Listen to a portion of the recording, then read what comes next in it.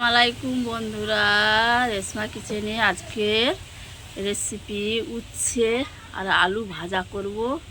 কেটে নিয়েছি সরু সরু করে। কড়ার মধ্যে তেল পেঁয়াজ দিয়েছি। কড়াটা গরম হয়ে গেছে খুব। উচ্ছেটা দিয়ে দিলাম, নাড়াচাড়া করে উচ্ছেটা ভেজে নেব। উচ্ছে খেতে কে কে ভালোবাসে সবাই লাইক শেয়ার করবেন। সবাই খায় উচ্ছে, কেউ বলবে না যে আমি খাই না। লবণ, লঙ্কার গুঁড়ো, হলুদের গুঁড়ো নাড়াচাড়া করে উচ্ছেটা ভেজে নেব। উচ্ছেটা ভালোভাবে নাড়াচাড়া করে ভেজে নেব।